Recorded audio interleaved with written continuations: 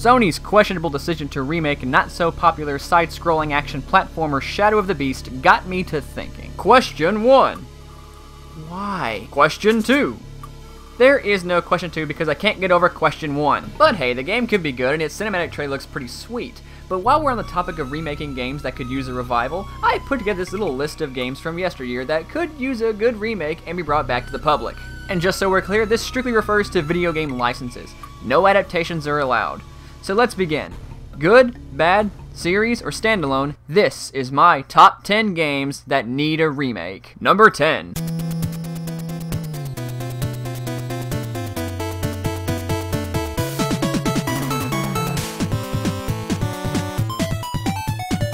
A lot of you are probably sitting there scratching your heads going, what the hell is this? Well, there's a good reason you probably never heard of this game. Werewolf the Last Warrior was published by Data East in 1990. And it's not a very good game. With a platform that requires you to be a werewolf, and yet you can transform into a human being, and a difficulty so intense I've played with rocks that were less hard. The game almost requires you to activate a glitch on one stage, and with random enemy placement, the only way you're getting through this is with twitch reflexes. So, if it's not a very good game, then why should it be remade?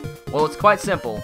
The concept is awesome. You're a badass werewolf with swords for hands in the future of what the game calls Second Earth, fighting against mutants, cyborgs, and demons. The execution kills this game, but the idea of running around as a character named, and I'm not kidding here, Warwolf, hacking and slashing enemies up left and right entices me.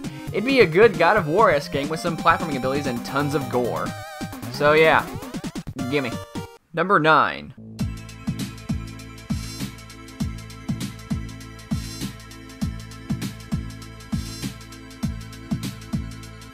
Okay, Sega, let's chit-chat a moment. I want you to sit down over there in a nice little chair I prepared for you, and I want you to give me a good reason as to why you haven't released a Streets of Rage game since Streets of Rage 3. If your reason is good enough, I promise I won't flip the switch. But this still begs the question, where's the next Streets of Rage game? With Double Dragon Neon being popular amongst old-school beat-em-up fans, us old-school Genesis players have been pining for a new game in the series, and with the new consoles out, your profit margins way up, there's never been a better time to give us an adventure in the city beating up bikers and kangaroos. Number 8.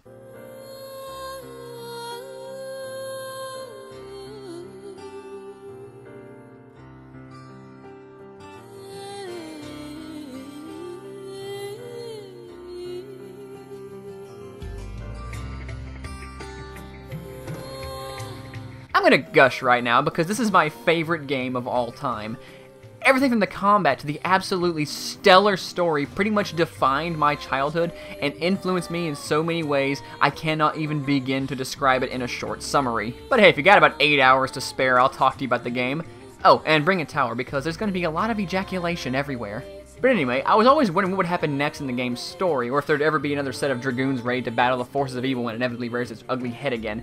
And yet Sony continues to break my heart with this. There were initial plans for a Legend of Dragoon 2 on the PS2, but it was cancelled early in development, and Dart was going to be made into a playable character in Sony PlayStation All-Stars, and they even made a sprite of him, but decided against it at the last minute. Hey Sony, stop jerking me around like this. If you have time to remake Shadow of the Beast, then you have time to either remake one of the best RPGs of all time, or give us the sequel we've all been wanting. So if it's so important and close to my heart, then why is this game so low on the list?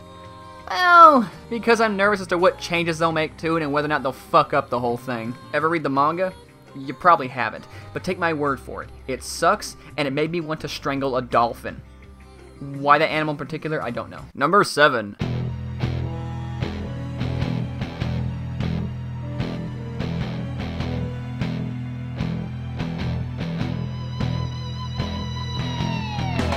With Capcom's butt in the fire and their plans to withdraw from the revitalized fighting game market, us fight fans need something to fill the void. And a lot of us don't really want to buy an Xbox One for Killer Instinct. So why not bring back another beloved fighting game franchise that had a lot of potential but for some reason withered away? Have you heard anything about Bloody Roar since Bloody Roar 4? I certainly haven't. I think it's time for the premier furry fighting game to return to the public because morphing into anthropomorphic animals mid-fight is awesome. Number 6.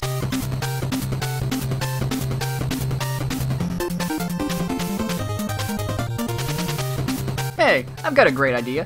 Let's make a beat-em-up game on the NES. Okay. And let's make it manly as fuck. How manly. Count your chest hairs. See, 1, 2, 3, 4. They're all gonna turn into snakes. Yes, folks, Shatterhand is one of the manliest games to ever grace the Nintendo Entertainment System's library. And unlike Werewolf the Last Warrior, this game is actually really good.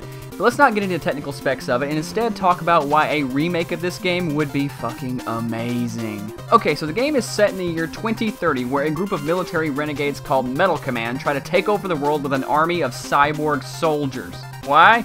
Who the fuck cares? Because you're playing as Steve Herman, a guy with robotic arms and a burning desire for revenge. So what does he do? He runs around punching them in the face! You may now begin counting your newly grown snake chest hairs. Number 5.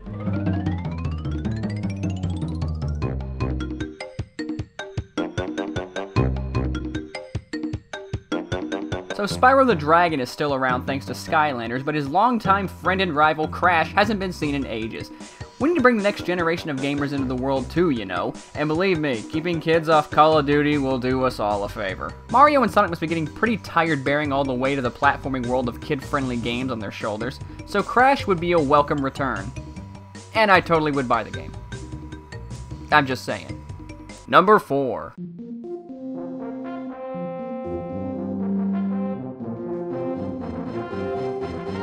Okay, so let's talk about this little gem. A game with a city building mechanic and side-scrolling action platforming? Sounds like a weird combination, right? Yes, it does, but Actraiser makes it work. And that's the weird thing, too. You really don't expect to be having fun with building your own cities while traveling around and beating up monsters. Or do you?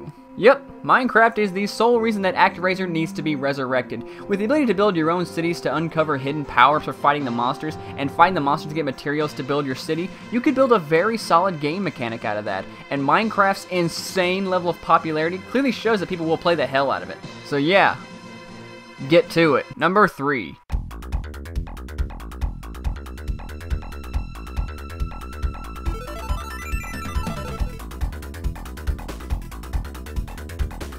You know what the world sorely needs? More giant robot games. And how about a giant robot game that's built like a bullet hell, with numerous enemies popping out of the woodwork ready to kill your ass, and it requires a quick trigger finger to fight them off. Well, that's what Ranger X was all about back in the day. Receiving high praise for its graphics and gameplay, you'd think someone would have made a sequel. But nope.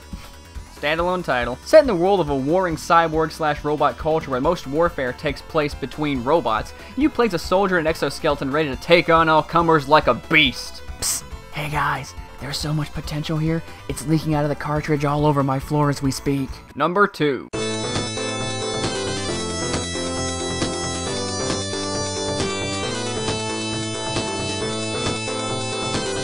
One of the best beat-em-ups in the Sega Genesis and one of the best fantasy games in general during the 16-bit era of gaming, Golden Axe was a landmark game, and despite being relatively silly in its plot, it was still a grand adventure to have. And with the unreleased arcade version of Golden Axe Revenge of Death Adder and the lackluster Golden Axe Beast Rider, this series sorely needs a reboot. And Sega, with Beast Rider, it shows us that you at least think the series should remain relevant, but it's been 5 years since that game, and us fans are ready and willing for the next time Deathbringer shows his knot face.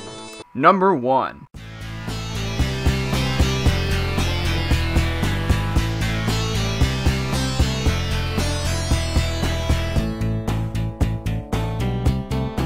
Hey folks, what is one of the best beat-em-up games of all time? Comix Zone. What is one of the most underappreciated games since its release? Comix Zone. What, despite its setback, has developed a huge cult following and continues to be re-released through Sega collections? Comix Zone. Comix Zone is the beat-em-up/puzzle game for the Sega Genesis, and it came out in 1995. Just for the record, the Sega Saturn was available worldwide by this time. So a lot of people were really questioning Sega's intentions behind releasing this game as a Genesis/Mega Drive exclusive. And critics were pretty much made to eat their own words because of how damn good the game was. You see, Comix Zone is about a starving comic book artist and writer, Sketch Turner.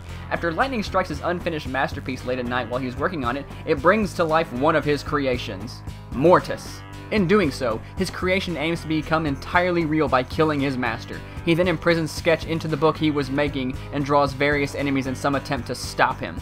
Okay, the game's plot is obviously very silly and it's not Shakespeare, and of course the game's hard and short too, but what saves the game is how fun it is and its absolutely amazing soundtrack. I really don't know why Sega hasn't just gone ahead and remade it, seeing as they continue to re-release it time and time again. Maybe they don't know where to take it from here or where it's at, but trust me, there is potential in Comix Zone, so I would highly recommend Sega give Sketch Turner another chance to save the world he created. And with modern technology, just think about all the things you could possibly do with the concept of leaping from comic book page to comic book page. I'm already sold. I'm Blue Mages, and I eagerly await to see whether or not Shadow of the Beast is going to be any good, and whether any of these games I listed will ever have their time in the sunlight. Take care, everyone.